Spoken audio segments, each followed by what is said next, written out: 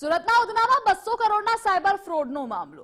વધુ એક આરોપી મયુર ઇટાલિયાની પોલીસે ધરપકડ કરી. આરોપીના બોગસ એકાઉન્ટમાંથી મોટું ટ્રાન્ઝેક્શન સામે આવ્યું છે.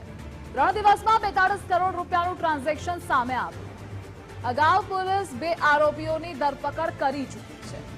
એમબીએ થયેલો મયુર ઇટાલિયા નોકરી ન મળતા પાપડનું માર્કેટિંગ કરે.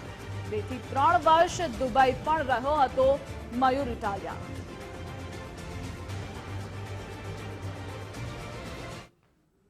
આ મયુર ઇટાલિયાએ સાયબર ફ્રોડ કરનારા મુખ્ય વ્યક્તિઓ કિરાત જાદવાણી અને મીત ખોખર આ લોકોને 30 જેટલા કરંટ એકાઉન્ટ ખોલાવડાવી અને સેલ કર્યા હતા અને એ દરેક એકાઉન્ટ દીઠ એને 6 થી 6.5 લાખ અથવા વધારે પ્રકારની એમાઉન્ટ એને મળતી હતી.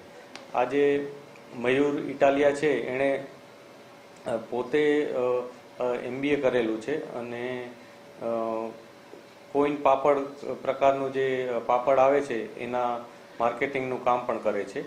વાહન ચેકિંગ દરમિયાન સુરતની ઉધના પોલીસ દ્વારા દેશવ્યાપી 200 કરોડના સાયબર ફ્રોડના રેકેટ સાથે સંકળાયેલા 2 ઇસમોને ઝડપી પાડ્યા હતા અને તપાસમાં મોટો ઘટસ્ફોટ થયો હતો કે સાયબર ક્રાઇમ આચરતી ગેંગ માટે આ બંને ઇસમો છે તે કામ કરી રહ્યા હતા અને બેંક એકાઉન્ટ સહિતની વિગતો છે તે ખાસ જે ઉપર બેઠેલા પોતાના આકાઓને છે તે પહોંચાડતા હતા. ત્યારે આ સમગ્ર સાયબર ફ્રોડના 200 કરોડના દેશવ્યાપી કૌભાંડની અંદર વધુ એક આરોપીને ઝડપી પાડવામાં ઉધના પોલીસને હાલ સફળતા મળી છે. પોલીસ પકડમાં ઉભેલા આરોપીનું નામ મયુર ઇટાલિયા છે કે જ્યાં સાયબર ફ્રોડના આ કેસમાં આરોપીની પણ સંડોવણી સામે આવી છે.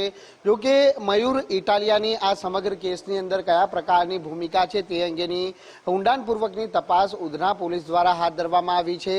હાલ જ થોડા દિવસ અગાઉ ઉધના પોલીસ દ્વારા વાહન ચેકિંગ કરી રહી હતી અને તે દરમિયાન છે તે ખાસ કરીને આરોપી કિરાટ અને મિત નામના ઈસમોને ઝડપી પાડ્યા હતા અને આ બંને ઈસમોની પૂછપરછની અંદર દિવ્યેશ અને વિનીત નામના ઈસમોના નામ સામે આવ્યા હતા.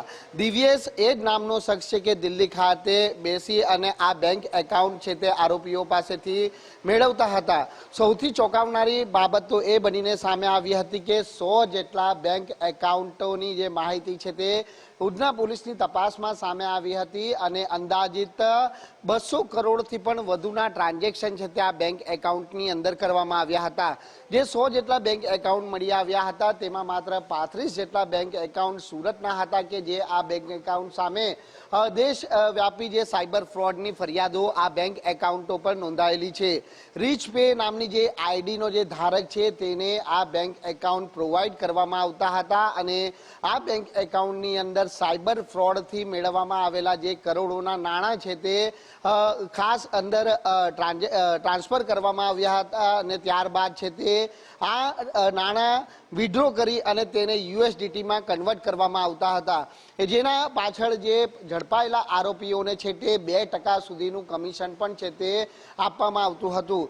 1, 2 અને 3 આવી રીતના 3 લેયર છે અને રીચ પે નામની જે આઈડીનો ધારક છે તેની સાથે સાથે અન્ય જે ઉપરના જે આંકાઓના જે બેંક એકાઉન્ટ છે તેમાં પણ 20 લાખ યુએસડીટી ટ્રાન્સફર થયા હોવાની માહિતી ઉધના પોલીસની તપાસમાં આવી છે. ત્યારે આગામી દિવસોની અંદર ઉધના પોલીસની તપાસમાં હજી કયા મોટા માથાઓના નામ સામે આવે છે તે હવે જોવાનું રહે છે.